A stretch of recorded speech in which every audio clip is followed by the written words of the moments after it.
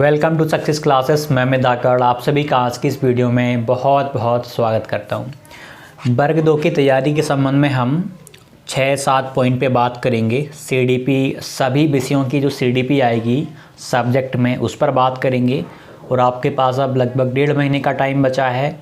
Syllabus complete होने वाला होगा। मॉक टेस्ट पे बात करेंगे, रिवीजन पे बात करेंगे हम, और जो मैथ वाले बच्चे हैं जिन्हें साइंस कवर करनी है उस पर भी हम बात करेंगे। 1-2 पॉइंट और हम लेने वाले हैं। तो आज के वीडियो में आपके बहुत ही इम्पॉर्टेंट पॉइंट कवर हो जाएंगे।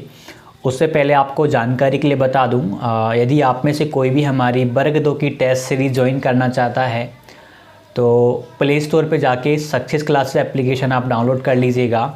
और जिन्होंने अभी मॉक टेस्ट वहाँ के जो डेमो मॉक अभी नहीं लगाए हैं वो वहाँ पे जाएं और सबसे पहले डेमो लगाएं, उसके बाद फिर आगे की प्रोसेस करें। तो एक एक करके बात करेंगे। सीडीपी, हम जो विषय वाली सीडीपी की बात कर रहे हैं, यदि हम उसकी बात करें तो इतना अच्छा कंटेंट आपको कहीं नहीं मिल पाएगा, लेकिन NIOS पे इसका कंटेंट अवेलेबल है। आप जैसे NIOS की वेबसाइट पे जाएंगे तो मैं आज इसको अभी वीडियो के बाद में टेलीग्राम पर अपलोड कर दूंगा, लिंक वहाँ पर डाल दूंगा, वहाँ से आपको देखने को मिल जाएगी। ठीक है, तो टेलीग्राम की लिंक भी मैं आपको डिस्क्रिप्शन में दे रहा हूँ, तो आप वहाँ से उसको देख सकते हैं। वीडियो जैसे ही पूरी होगी आप टेलीग्राम पे जाके देखिएगा, या तो मैं अभी PDF ही डाउनलोड करके वहाँ पे अपलोड कर दूँगा टेलीग्राम पर भी। तो CDP आपको वहाँ से करना। और एक और बात आपको बता दूँ, CDP जो सब्जेक्ट वाली सब्जेक्टिव CDP है, ठीक है, जो पेडागोजिकल इशूज़ हैं जो रिलेटेड टू सब्जेक्ट, उनके लिए आपको प्रैक्टिस करनी पड़ेगी। जितने ज़्यादा क्वेश्चंस आपको मिल सकते हैं उतने आपको करने पड़ेंगे, क्योंकि यहाँ पे नए नए तरीके के क्वेश्चंस बन जाते हैं। कंसेप्ट वही रहते हैं, लेकिन क्वेश्चंस किस तरीके से सामने वाला बना दे हम कह नहीं सकते। तो NIOS से क्या होगा कि आपकी जो अंडरस्टैंडिंग है ना वो बहुत बढ़िया हो जाएगी। तो आप NIOS पढ़ सकते हो, बहुत ही हेल्पफुल ये आपके लिए रहने वाली है। अब हम बात करने वाले हैं, अब आपके पास समय बचा है काफ़ी कम। काफ़ी कम का मतलब इतना तो है कि अभी भी कोई नए सिरे से तैयारी करे तो सिलेबस तो वो कर लेगा, सिलेबस तो पूरा हो जाएगा, लेकिन रिवीजन वगैरह ज़्यादा प्रैक्टिस वगैरह वो नहीं कर पाएगा। तो अभी हम बात कर रहे हैं उनकी जिन्होंने लगभग सिलेबस पूरा कर लिया है। जब नोटिफिकेशन आया था, जब से जो तैयारी कर रहे थे या उससे थोड़ा बहुत पहले से तैयारी कर रहे थे, हम उनकी बात कर रहे हैं। तो अब 1.5 महीने में आप कैसे क्या कवर कर पाओगे। जिन लोगों ने NCERT कवर कर ली हैं, अच्छी बात है। NCERT के अलावा कुछ आप जो और भी बुक्स लगाने वाले थे, मैंने जो बताई हुई थी पिछली वाली वीडियोस आप देख लेना, तो आपको वहाँ से आइडिया हो जाएगा। मैंने एक प्लेलिस्ट भी बना रखा है, आप उसको देखेंगे तो वहाँ से भी आइडिया मिल जाएगा। तो 1.5 महीना आपके पास है, NCERT आपकी हो गई होंगी। अब आपको, यदि आपने NCERT बहुत अच्छे से कर ली है और एक्स्ट्रा बुक भी आपने एक आध बार लगा ली हैं, तो अब आपको एक और रीडिंग लगाना है। पहली जो रीडिंग आपने करी होगी वो डीप में करी होगी, हर चीज़ को बहुत ही अच्छे से समझा होगा और वहाँ पे आपने पॉइंट को हाईलाइट कर लिया होगा। सेकंड बार भी जो बहुत महत्वपूर्ण है उनको करना है, और थर्ड टाइम तो जब आप एग्ज़ाम देने से पहले रिवीजन, देखो कम से कम 3 रिवीजन ज़रूरी हैं, हम ये आगे बात करेंगे। तो 1.5 महीने में आपको सबसे ज़्यादा फोकस करना है अपने विषय पर, जो कि अब आपका 120 अंक का आएगा, उस पर आपको ज़्यादा से ज़्यादा ध्यान देना है। क्योंकि देखो, और एक और चीज़ सामने आ रही है कि डिफ़िकल्टी लेवल, क्योंकि वर्ग 1 का पेपर हो गया है, वर्ग 1 के पेपर से आपने बहुत कुछ देखा होगा। अब इसमें हम बात करेंगे भाई वर्ग 1 और वर्ग 2 में ज़मीन आसमान का अंतर भी है। यदि आप वर्ग 1 से वर्ग 2 की तुलना करोगे तो आप अपने आप को घाटे में ही पाओगे, क्योंकि वर्ग 1 को सबसे पहली बात, वर्ग 1 की तैयारी करने के लिए मात्र 2 महीने का समय दिया गया था। 2 महीने में आपको 10वीं लेवल का भी पढ़ना था, आपको 11वीं 12वीं की पाठ्य पुस्तकों को भी बहुत अच्छे से पढ़ना था, और उसके बाद ग्रेजुएशन भी देखना था और मास्टर का भी आपको देखना था। और 2 महीने में कर पाना मुझे नहीं लगता कि ये पॉसिबल हो। यदि किसी ने पहले से, बहुत पहले से नहीं पढ़ा है, या कोई किसी स्कूल में या कहीं पे पढ़ा नहीं रहा, तो फिर इतना सारा कंटेंट 2 महीने में कर पाना आसान नहीं था उनके लिए। तो वर्ग 2 वाले वर्ग 1 से अपने आप की तुलना ना करें, उसका सिलेबस अलग होता है। 11वीं 12वीं का जो सिलेबस होता है वो थोड़ा सा ज़्यादा होता है, तो इसलिए आप उससे वर्ग 2 की तुलना मत करिएगा। ठीक है, डिफ़िकल्टी लेवल जैसे वहाँ पे तो MSc लेवल का आता है। पिछले आप 18 वाले वर्ग 1 के पेपर देखोगे तो वो भी अच्छे लेवल के ही थे, MSc लेवल के। वैसे ही हम बात करें वर्ग 2 में, वर्ग 2 में जो पिछली साल का जो पैटर्न था उससे थोड़ा सा डिफ़िकल्ट रहेगा ही रहेगा। थोड़ा सा डिफ़िकल्ट तो भाई रहेगा, मतलब ये नहीं कि हर एक क्वेश्चंस डिफ़िकल्ट रहेगा। एक और क्वेश्चंस मुझसे इसमें काफ़ी लोग पूछते हैं कि भैया आप ये बताओ, क्या इसमें BSc लेवल का कठिनाई स्तर डिफ़िकल्टी लेवल दिया गया है, क्या BSc के भी कुछ क्वेश्चंस आएंगे? तो मेरे अकॉर्डिंग BSc लेवल का क्वेश्चन नहीं रहेगा, बस डिफ़िकल्टी लेवल, मतलब ग्रेजुएशन लेवल का डिफ़िकल्टी लेवल हो सकता है, कठिनाई स्तर। लेकिन जो आपके टॉपिक्स हैं वो 10वीं तक के ही रहेंगे, 10वीं से ज़्यादा के नहीं रहेंगे। बस उन्हीं को घुमा फिरा कर उन्हें कठिन बनाया जाएगा। बस ये है यहाँ पे कठिनाई स्तर का मतलब, कि थोड़ा सा ज़्यादा कठिनाई स्तर का पूछा जाएगा। और कुछ लोगों ने मुझसे ये भी पूछा कि हम 11वीं और 12वीं का भी पढ़ें। 11वीं 12वीं का पढ़ने की ज़रूरत नहीं है। हाँ, SST वाले एक बार ज़रूर आप देख लीजिएगा, आपको उससे हेल्प मिल जाएगी, क्योंकि SST में तो आपको थोड़ा सा डीप जाना पड़ेगा, क्योंकि GK वगैरह वहाँ पर आपका आ जाता है। ठीक है, तो आप लोग SST वालों को तो थोड़ा डीप में जाना पड़ता है भाई। तो आपको 11वीं, जैसे मैथ साइंस वाले हो गए, मैथ वाले हो गए हैं 11वीं 12वीं का मैथ बिल्कुल मत देखना। साइंस वाले आप देख सकते हो, क्योंकि साइंस के जो कुछ कंसेप्ट ऐसे रहते हैं उन्हें आपको डीप में पढ़ना पड़ेगा, और वो डीप में आपको मिलते हैं 11वीं और 12वीं की पुस्तकों में। तो जो जो आपके टॉपिक हैं सिलेबस में हैं उनको आपको वहाँ से देखना पड़ेगा, मतलब थोड़ा डीप करना है तो आपको टच करना ही पड़ेगा भाई। जैसे मान लीजिए आपका फोर्स वाला चैप्टर आ रहा है, तो आपको इसे 11th और 12th में जहाँ पर भी दिया गया है वहाँ से थोड़ा सा और अच्छे से देखना पड़ेगा। ठीक है, तो आप लोग 11th 12th से ज़रूर आप हेल्प लें। अब बात करते हैं सिलेबस कंप्लीट की। ऑलमोस्ट काफ़ी का सिलेबस हो गया होगा पूरा, थोड़ा यदि नहीं हुआ है तो आप थोड़ा सा और टाइम लीजिए। पहले सिलेबस को अच्छे से करिएगा, बेसिक आपका मजबूत होगा। उसके बाद में जो भी आपको एक्स्ट्रा बुक्स लगानी है आप उन पे फोकस करिएगा, फिर वो आप पढ़ेंगे तो आपको आसानी से समझ भी आएंगी और अच्छे से कवर भी कर पाओगे कम टाइम में उनको। इसके बाद अपना 4th पॉइंट आ जाता है मॉक टेस्ट। ये मान लो यदि NCERT आपकी पूरी हो गई है तो आप मॉक टेस्ट बिंदास लगाना चालू कर दो, और बाकी की जो एक्स्ट्रा बुक्स आप पढ़ रहे हो, जो रिवीजन चल रहा है उसको चलने दो। मॉक टेस्ट आपको ज़्यादा से ज़्यादा लगाने हैं, जितने ज़्यादा आप लगाओगे उतनी ही आपकी प्रैक्टिस होती जाएगी। ये रिवीजन का भी आप कह सकते हो। मान लीजिए आपने, फॉर एग्जांपल हम मैथ ले लेते हैं, मैथ में आपने नंबर सिस्टम वाला, मान लीजिए नंबर सिस्टम का, आप ट्रिग्नोमेट्री का कोई सा क्वेश्चन करा और आपसे नहीं बना। यदि नहीं बना तो आप ना कहीं उसमें कमज़ोर हैं, तो आप क्या करिए, वहाँ पे उस टॉपिक को एक बार देख लीजिएगा, जो आपने नोट्स बनाए हैं उनमें से, जो NCERT है उसमें से जो आइडेंटिटीज़ होती हैं, हो सकता है कि आप भूल रहे हों। तो ऐसे करके आपको एक तरीके में ये भी रिवीजन है। तो आप लोग मॉक टेस्ट जितने ज़्यादा लगा सकते हैं आप उतने लगाइएगा, इससे आपकी प्रैक्टिस बहुत ही अच्छी हो जाएगी। ठीक है, और एक और बात बता दूं, मॉक टेस्ट लगाना किसी भी एग्ज़ाम के लिए बहुत ज़्यादा ज़रूरी हो गया है आजकल तो। इसके बाद हम रिवीजन की बात कर रहे हैं। मल्टीपल रिवीजन बहुत ज़रूरी होता है। कम से कम यदि आप वनडे एग्ज़ाम दे रहे हैं तो कम से कम आप 3 रिवीजन करना। 3 रिवीजन कैसे करना है? पहली वाली जो रीडिंग है आपकी, पहली बार मान लो आपने कोई सी भी पुस्तक पढ़ी, बहुत ही डीप में पढ़ी है और आप उसमें हाईलाइट करते गए हो। सेकेंड टाइम आप करोगे तो हाईलाइट वाला पढ़ना है, और कुछ जो एक्स्ट्रा थोड़ा बहुत है आप उसको कर लो। थर्ड टाइम रिवीजन करो, केवल जो आपने नोट कर रखा है, जो काम की चीज़ें, केवल आपको उसको करना है।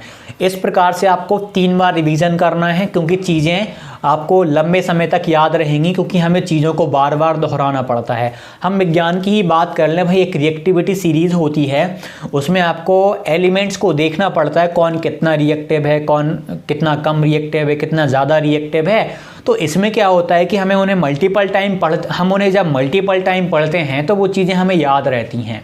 जैसे कि बायोडिग्रेडेबल और नॉन बायोडिग्रेडेबल, ये जो पदार्थ होते हैं, इनको भी आपको 2-3 बार पढ़ना पड़ता है, तब जाके ये चीज़ें आपको याद होती हैं। ठीक है, तो इस तरीके से आप इन चीज़ों को करेंगे तो आपको बहुत ही ज़्यादा हेल्प मिलने वाली है। अब बात कर लेते हैं हम साइंस वालों की, मतलब जो मैथ वाले हैं वो साइंस को कैसे कवर करेंगे। फिजिक्स और केमिस्ट्री आपकी पूछी जा रही है। बायोलॉजी आपको बिल्कुल भी नहीं देखनी है मैथ वालों को। फिजिक्स और केमिस्ट्री आप एनसीईआरटी छठी से 10वीं तक की एनसीईआरटी करते हो। छठी से 10वीं तक की एनसीईआरटी नहीं कर सकते तो आप केवल 9वीं की और 10वीं की कर लो। 9वीं और 10वीं की एनसीईआरटी आपकी इसकी यहाँ से कवर हो जाएगी। जैसे कि एक यूनिवर्स वाला टॉपिक आ रहा है आपका, तो आपको वो अलग से करना पड़ेगा। अब आपको या तो आप लुसेंट की सहायता ले सकते हो, ज्योग्राफी में दिया रहता है, या आप यूट्यूब से भी उसकी हेल्प ले सकते हो। आप किसी भी टीचर का बिंदास वीडियो देखो, वहाँ से भी कवर हो जाएगा। जैसे कि एक टॉपिक आ रहा है आपका मशीन वाला, सिंपल मशीन का, उसको भी आपको यूट्यूब से या इंटरनेट से दिखना पड़ेगा, वो आपको एनसीईआरटी में नहीं मिल पाएगा। तो ऐसे करके जितने भी टॉपिक आ रहे हैं कम से कम यूट्यूब पर सर्च करिएगा। जैसे मान लीजिए टॉप 100 MCQs ऑन यूनिवर्स, ब्रह्मांड के 100 महत्वपूर्ण प्रश्नोत्तरी या वस्तुनिष्ठ प्रश्न, ऐसे करके आप हर टॉपिक के हर एक टॉपिक पे आप जब सर्च करोगे तो आपको मिल जाएंगे। और एक प्रैक्टिस भी हो जाएगी, जब हमें कोई समझाने वाला होता है तो वहाँ पे हेल्प मिलती। यूट्यूब पर कंटेंट का भंडारा है, बस आप उसको एक बार ढूंढने की कोशिश करिए, पक्का आपको मिल जाएगा। बहुत ही अच्छे अच्छे टीचर्स हैं, बहुत बढ़िया तरीके में पढ़ाया हुआ है। तो इस तरीके से आपको चीज़ों को कवर करना है, आसानी से हो जाएगा, ज़्यादा टाइम नहीं लगने वाला है। और प्रैक्टिस जितनी ज़्यादा कर सकते हो, मॉक आप जितने ज़्यादा लगा सकते हो आप लगाओ, क्योंकि अब 1.5 महीने का टाइम बचा है। अब आप मॉक लगाना शुरू कर दो।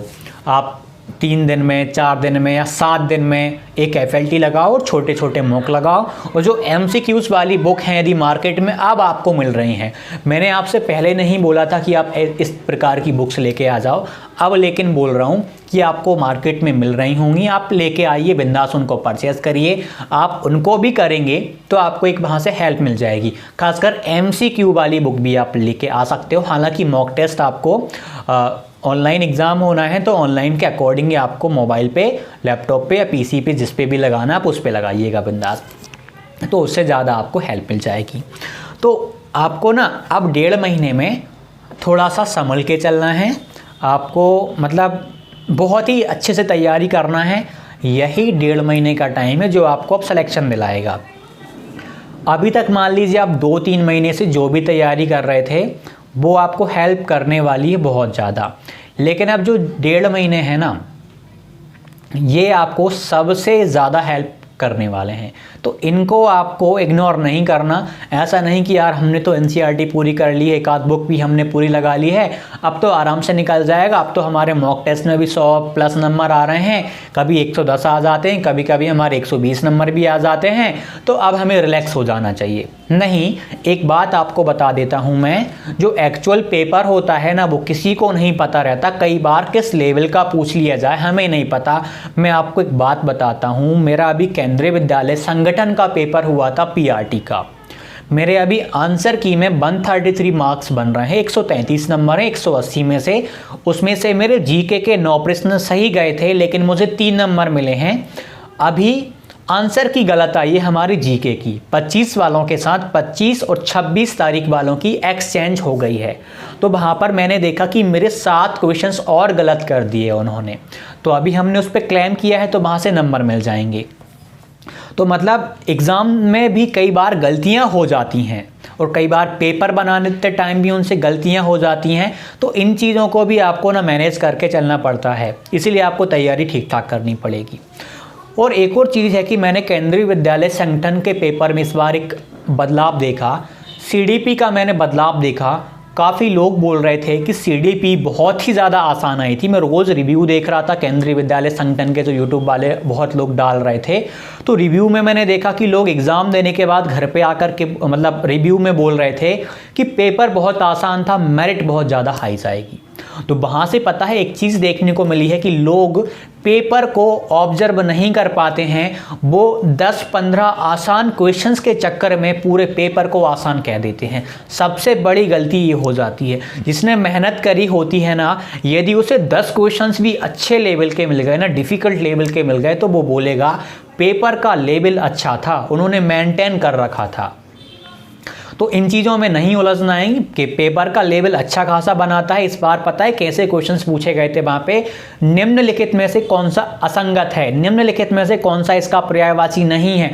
मतलब प्रश्न दे करके 4 चीज़ों को जांचा जा रहा था। प्रश्न आसान था, ऑप्शन कठिन थे। तो इन चीज़ों में लोग फंस जाते हैं, या तो उन लोगों ने बहुत ज़्यादा तैयारी कर ली होती है, या फिर उन्होंने कुछ नहीं पढ़ा इसलिए उनको बहुत ही ज़्यादा आसान लग गया। कुछ नहीं पढ़ने वालों को भी पेपर बहुत आसान लगता है, ये हकीकत है। तो आप लोगों को संभल के चलना है। मॉक टेस्ट में ज़्यादा नंबर आ रहे हैं इसका मतलब ये नहीं कि आप एग्ज़ाम में भी, क्योंकि देखो एग्ज़ाम में कई बार सर्वर की प्रॉब्लम आ जाती है, मतलब बहुत सारी परेशानियां किसी किसी के साथ में आ जाती हैं। काफ़ी का अच्छा जाता है, किसी का पता चला कि बीच में 2-3 बार कंप्यूटर बंद हो गया, वो हमारे हाथ में नहीं रहता, वो लैब वालों के पास में रहता है। भाई उनका कंप्यूटर काम नहीं कर रहा सही से, उन्होंने सॉफ्टवेयर अपलोड नहीं कर रखा, ठीक है, अपडेट नहीं है, ऐसी बहुत सारी प्रॉब्लम्स आ जाती हैं, उन्हें हमें वहाँ हैंडल करना पड़ता है। तो इसलिए मैं बोल रहा हूँ कि आप ज़्यादा से ज़्यादा प्रैक्टिस करो, हर तरीके का से आप तैयार रहो, ताकि आपको वहाँ पे दिक्कत ना आए। कई बार होता क्या है कि जो माउस है, माउस चलाने में लोगों को प्रॉब्लम हो जाती है। और पता है एक और चीज़ मैंने फेस करी कि सर्वर की भी कई बार प्रॉब्लम हो जाती है। जब आप माउस चलाते हो, आप मान लो घर पे आपने माउस मतलब आपने लैपटॉप या पीसी पे एक आध मॉक लगा के देख लिया प्रैक्टिस के लिए, या किसी दोस्त के वहाँ पे गए, आपने एक अपने पीसी पे मॉक लगा लिए ताकि आपकी एक हैबिट बन जाए। वहाँ पर क्या होता है, मैंने देखा कि घर पर जो आपकी स्पीड है ना, इसकी बहुत बढ़िया रहती है। आपको ये पैड भी दे देते हैं, भाई इस पर बिंदास आप करके चलाओगे ना इस पर, तो स्पीड थोड़ा सा ये माउस थोड़ा ठीक ठाक चलता है, स्पीड भी वो मेंटेन करके रखते हैं। लेकिन जब आप वहाँ पर करते हो तो ये बहुत धीरे चलता है, आपको तेज़ी से करना पड़ता है। कई बार ऐसा बहुत सारे सेंटर्स पर देखने को मिलता है। तो एक चीज़ तो वहाँ पर ये हो जाती है, मतलब वहाँ पे हमें कैसा सिस्टम मिल रहा है। कई बार स्क्रीन उसकी थोड़ा सा ऐसी ही रहती है, अच्छी नहीं रहती। कई बार उसका जो रेजोल्यूशन होता है वो अच्छा नहीं रहता, हमें पसंद नहीं आता। तो इस तरीके से आपको रेडी रहना पड़ता है, ठीक है। तो आसानी से सारी चीज़ें हो जाएंगी, बिंदास आप मेंटेन करो। कोई डाउट हो तो आप कमेंट करो, अगली वीडियो में हम कोशिश करेंगे। और जिन लोगों ने भी अभी भी वर्ग 2 की टेस्ट सीरीज़ हमारी ज्वाइन नहीं करी है, डिस्क्रिप्शन में लिंक है सक्सेस क्लासेस की। या सक्सेस क्लासेस आप प्ले स्टोर पर सर्च करेंगे तो आपको मिल जाएगा। फ्री डेमो मॉक भी वहाँ पर अपलोड किए गए हैं, आप पहले फ्री डेमो मॉक लगाइए, उसके बाद आप ज्वाइन करिए और अपनी तैयारी और भी अच्छी करिए, ठीक है। मिलते हैं अगली वीडियो में, धन्यवाद।